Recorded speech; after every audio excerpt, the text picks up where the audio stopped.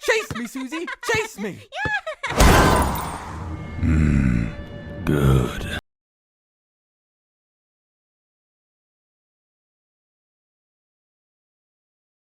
And the flip side is Shaykh Abdur Rahmaan ibn Nasr al-Barraak, he issued a fatwa saying Bitcoin is halal. He issued a fatwa saying Bitcoin is halal. And I want to read this fatwa. So this technically would be supporting me. I said, yay, you got fatwa supporting me. But I want to actually translate this fatwa again to highlight some important things. Anyway, Alhamdulillah wa sallallahu wa sallam ala nabiyyina Muhammadin amma ba'd. So, all praise be to Allah and may peace and blessings be upon Muhammad. We continue. قد عرض على هذا السؤال من قبل. I've been exposed to this question before, and the question is, sorry, the question at the bottom says ما قول فضيلتكم في التعامل بما يعرف بالعملة الرقمية بالبيتكوين. So this question, number one thing I like about this question, fatwa, is that it's asking about Bitcoin, not cryptocurrencies, but Bitcoin specifically.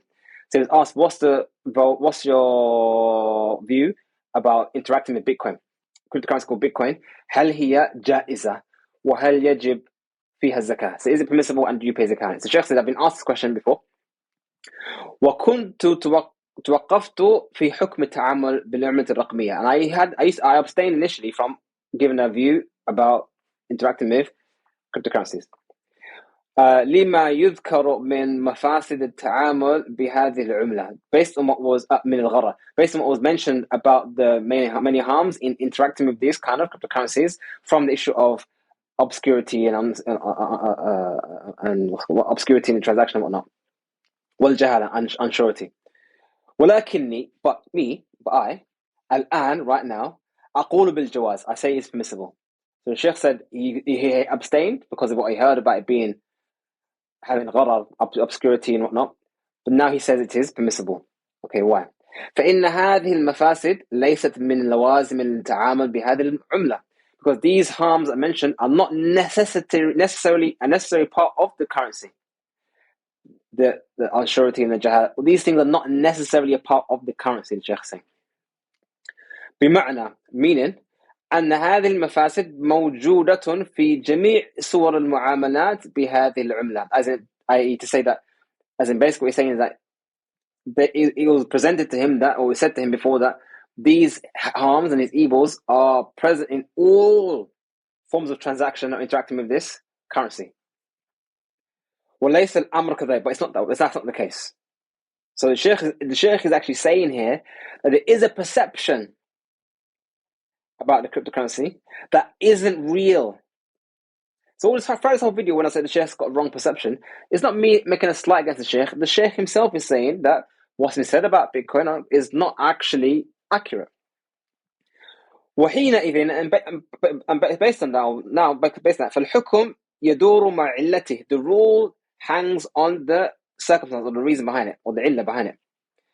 فما كان من صور المعاملات مشتملة على المفاسد الشرعية فلا يخفى حكمه.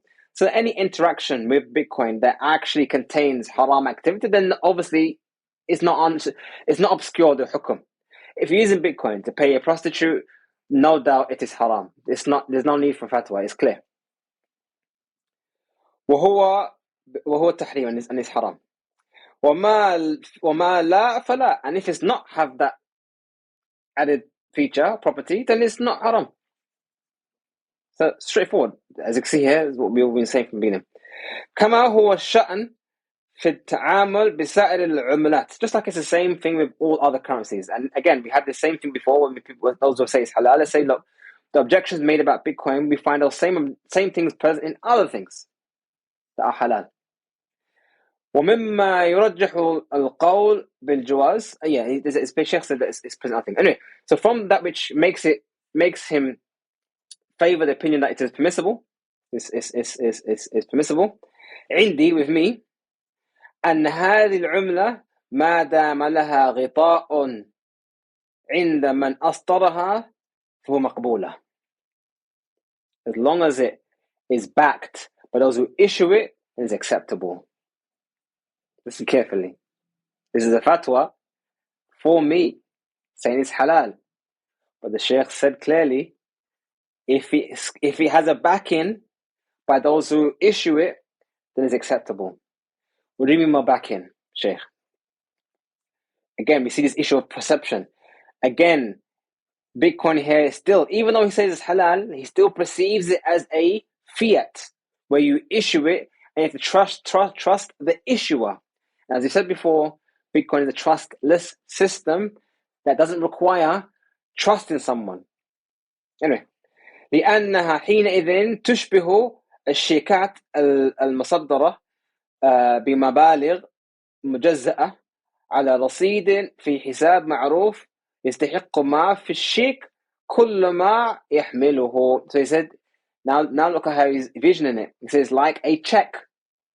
It's like a check that has a certain value attached to it that returns back to something that is in a particular account that the person is deserving. So if I give this check to you, you can take this check to this person and you can receive what he deserves. ما يستحقها, from that check. So the check has a value, it carries a value that points to something is backing it. So again, it's seeing it as fiat, not seeing it as a product. Although I agree with the result that it's halal, we can still see here that the perception of Bitcoin is not accurate. فهذه الشيكات حينئذ تشبه العملة المعتمدة. So this check resembles all the normal currency we have today. لكن الشيكات لا خطر من ضياعها. But this check has no danger of it being wasted or lost. لأنها لا تصرف إلا لمن جعل له الأمر بطلبها. It's not, you only give this check to the person who's going to actually spend it or use it. So there's no issue of wasting of wealth. طلب لمن جعل له الأمر بطلب ما فيها. Okay. فالعملة الرقمية تشبه الشيكات من وجه. So it resembles a check from an angle. وتشبه النقد, it resembles money we have today in another angle. So I object with the tasawwur, with the perception of it, but I obviously agree with the result, because I do think that Bitcoin has properties like gold has properties, and those properties that we have value.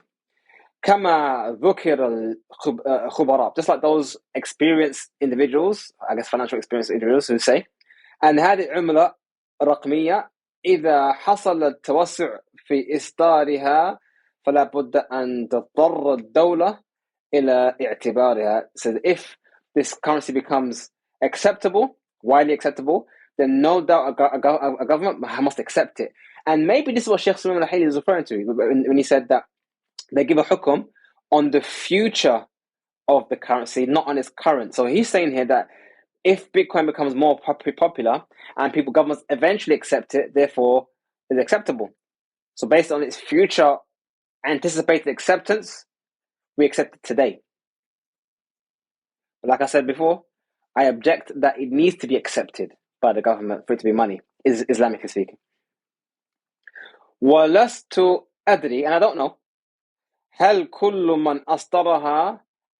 من أصدر شيئا من هذه النوع يكون اسمه على وحدات ما أصدرها. And I don't know, Shaykh saying I don't know, if everyone who issues these cryptocurrencies like Bitcoin put their name on it.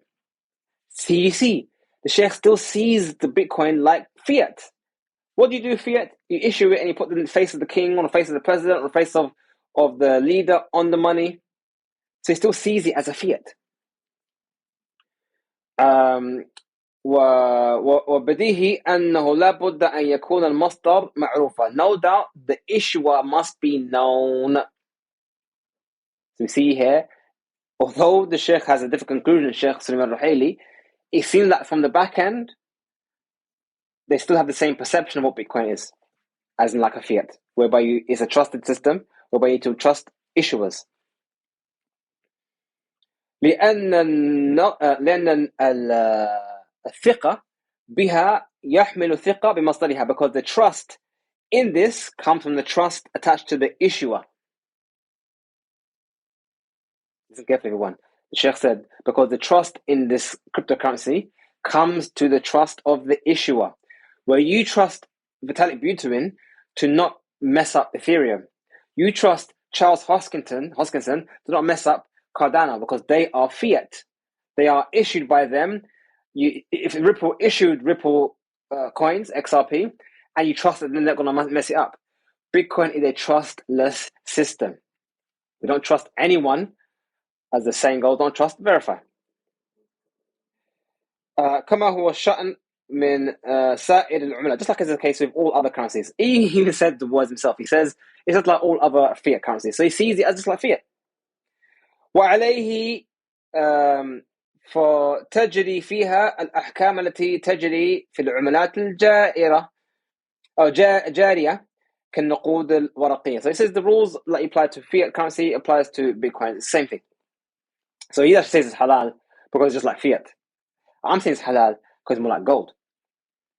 فيحرم فيها الربا. So therefore it's haram to engage in riba with Bitcoin. وتقطع بها يد السارق, and you cut the hand off the thief if they steal over the amount of is required to cut the hand off. ويصير فيها مالكها عن غني, and a person can become rich by having a large amount of, or the amount a large amount of money in cryptocurrency. So you can become rich just by having Bitcoin. Because obviously, for those who reject Bitcoin, you can never become a rich person even if you have 1 million Bitcoin because it has no value to them. The Shaykh said here, it has value and you can become a rich person. وتورث عنها, and when you die, your inheritors will get access to it. وتجب فيها الزكاة, and you pay zakah on it as well.